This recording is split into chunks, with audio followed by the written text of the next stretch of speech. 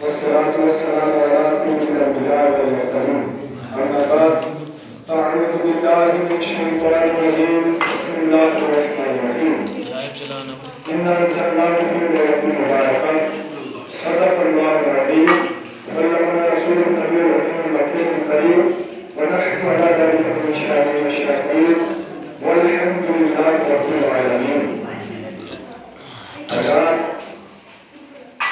اللہ تعالیٰ کا لاکھ لاکھ شکر احسان ہے اس پروردگار نے اپنے پیارے حبیب آقا نامدار رسول باوقار محبوب پروردگار احمد مجتبی حضرت محمد مصطفیٰ صلی اللہ علیہ وسلم کی وسیلہ سے آج یہ رات شب برات ہم سب کو پھر سے نصیب فرمائے اور ہمیں اللہ تعالیٰ نے اپنے کرم سے مسجد شریف میں جمع ہونے کی توفیق عطا فرمائے. آئیے کچھ عرض و معروض سے قبل بہتر و مناسب سمجھتا ہوں کہ ہم سب مل کر گنبد خضرا میں آرام فرمانے والے بھیک دینے والے داتا آقا نامدار رسول باوقار محبوب پروردگار ہادی بے قصار احمد مجتبی حضرت محمد مصطفیٰ صلی اللہ علیہ وسلم کی بارگاہ مقدس پناہ میں جھوم جھوم کر درود پاک کا ترانہ پیش کریں اپنی غلامی کا ثبوت دے کریں کیونکہ ابھی نیند میں سب کو آ رہی ہے کس طرح پڑھیں تاکہ نیند آپ کی وجہ ہو جائے.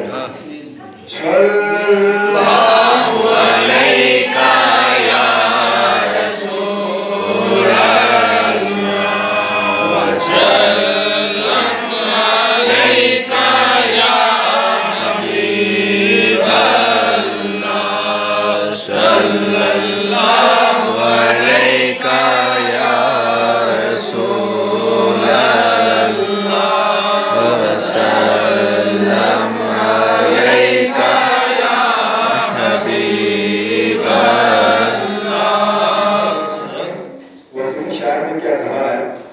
کہ عیداں دے شب راتاں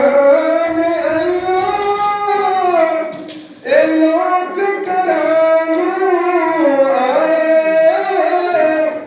اولیاء پرت محمد جڑے آپ ہتھی دفنائے اے دنیا ایک مسافر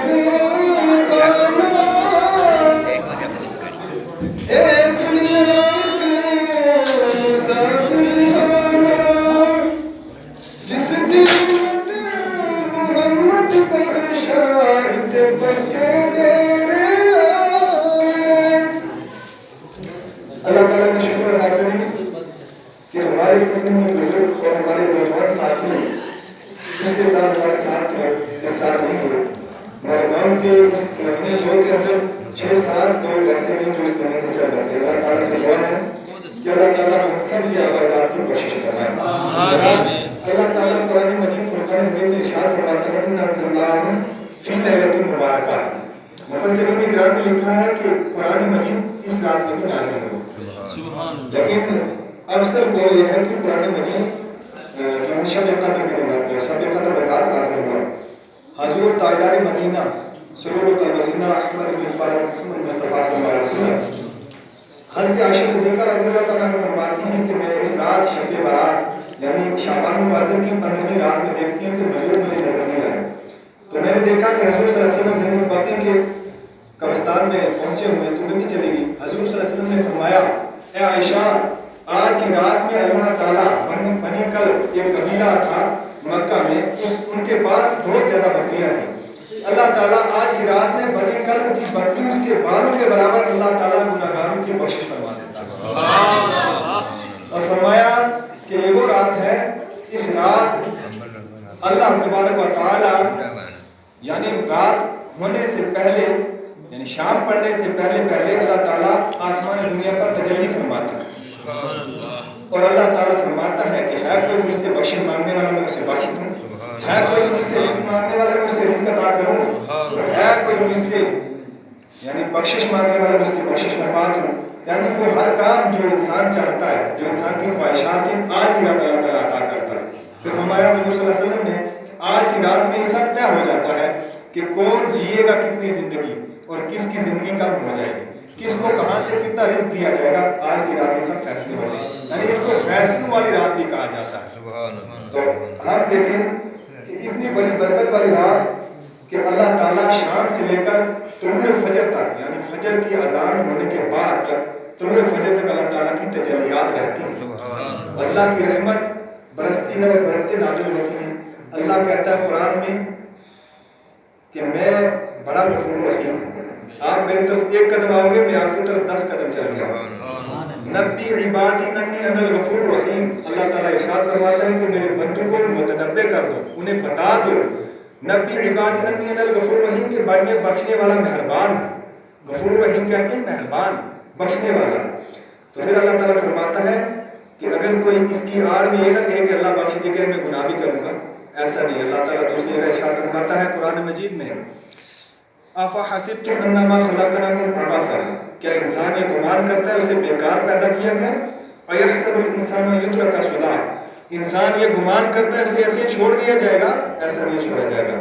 آج کی رات اللہ تعالیٰ نے ہمیں نصیب فرمائی، اللہ تعالیٰ سے دعا ہے کہ اس رات کے صدقے میں اللہ تعالیٰ ہم سب کی بخشش فرمائے، ہمارے گناہوں کو اللہ تعالیٰ معاف فرمائے۔ پھر اللہ تعالیٰ ارشاد فرماتا ہے قرآن مجید میں، یہ جو لوگ یعنی پٹاخے پھوڑ رہے ہیں، فضول خرچی کر رہے ہیں، ان کے بارے میں اللہ تعالیٰ کہہ رہا ہے ان المبذرین کانوا اخوان الشیاطین، یہ قرآن ہے کہ بے شک ان کا مطلب ہوتا ہے بے شک فضول خرچی کرنے والے شیطان کے بھائی ہیں۔ ہم شیطان کے بھائی ہیں، مسلمان کے بھائی ہیں۔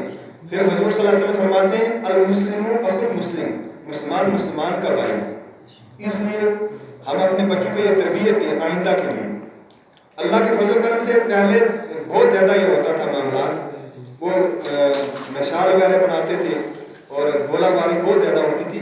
اللہ کا فضل اس بات بہت کم ہو رہی ہے اور ہمارا یہ حق بنتا ہے کہ ہم اپنے بچوں کو اس کام سے روکیں، کیونکہ یہ شیطانی راستے میں۔ میں یہ سمجھتا ہوں کہ ہر گھر سے کم 500 روپے کے وہ لائے گئے آج کے دن، آج کی رات کے لیے 500 روپے خرچہ کیا کم سے کم ہر گھر میں سے۔ اگر وہی 500 روپے اکٹھا کر کے کسی مکتب یا مدرسے یا مسجد میں کسی غریب کو دیا جاتا تو اس کا گھر چلتا، مدرسہ چلتا، کتنا بڑا ثواب ملتا۔ لہٰذا اللہ تعالیٰ سے آج کی رات میں معافی مانگے سچے دل سے۔ میں آپ کو ایک حدیث پاک سناؤں، حضور اکرم صلی اللہ علیہ وسلم نے ارشاد فرمایا کہ اے عمر اگر مجھے لوگوں کے بہکنے کا ڈر نہ ہو، یعنی لوگ بہک نہ جائیں، دین اسلام کو چھوڑ نہ جائیں، یہ 4 اشخاص کو خوشخبری سنا دو، یعنی وہ 4 ایسے شخص ہیں جن پر اللہ تعالیٰ جنت کو واجب کر دیتا ہے۔ حضور اکرم صلی اللہ علیہ وسلم نے ارشاد فرمایا ایک وہ شخص کہ جس کے ماں باپ اس پر راضی ہوں، اللہ تعالیٰ اس کی بخشش فرما دیتا ہے۔ اور دوسرا وہ شخص کہ جس کے ذرائع آمدنی کم تھے، اس کے باوجود بھی ذرائع آمدنی کم ہونے کے باوجود بھی اس نے ساری زندگی اپنی اولاد کو حرام کا ایک لقمہ نہیں کھلایا، اللہ تعالیٰ اس کی بھی بخشش فرما دیتا ہے۔ اور تیسری وہ عورت، اس عورت کے لیے خوشخبری ہے کہ جس کا خاوند اس پہ راضی تھا، وہ اس حال میں دنیا سے گئی کہ اس کا گھر والا اس پر خوش تھا، یعنی اس پر راضی تھا، اس نے اپنے خاوند کو راضی کر دیا تھا۔ حضور فرماتے ہیں کہ اللہ تعالیٰ فرماتا ہے کہ اس کو میں بخش دوں گا۔ اور چوتھا وہ شخص کہ جس نے گناہوں سے اس طرح توبہ کی، سچی توبہ کی، جس طرح جانور کے تھن سے دودھ نکلا ہو واپس اس میں نہیں جا سکتا، وہ شخص جس نے گناہوں سے سچی توبہ کر لی، دوبارہ گناہوں کی طرف نہیں گیا، اللہ تعالیٰ فرماتا ہے کہ اس کی بھی بخشش فرما دوں۔ سبحان اللہ، کتنی برکتوں والی رات ہے آج جو ہمیں نصیب ہوئی۔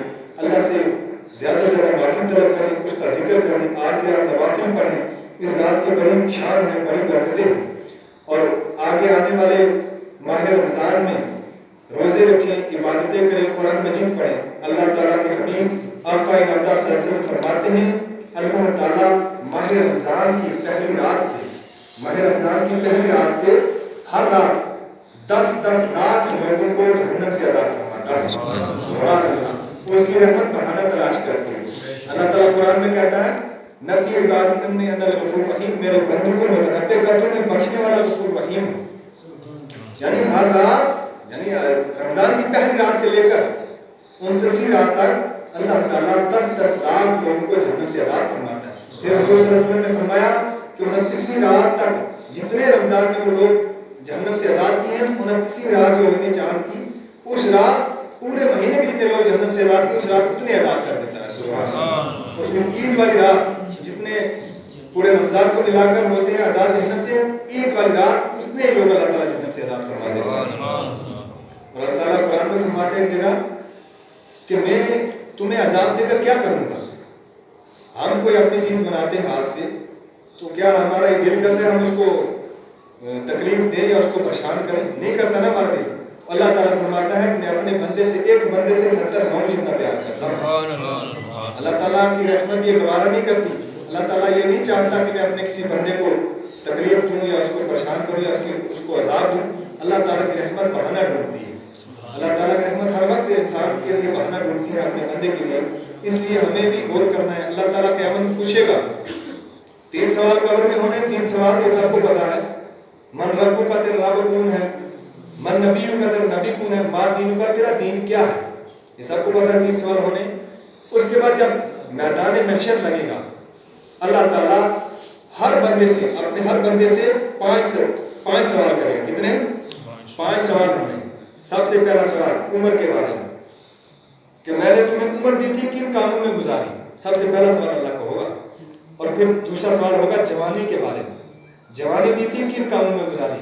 آج بتا پھر تو یہ جنت ملے گی نا.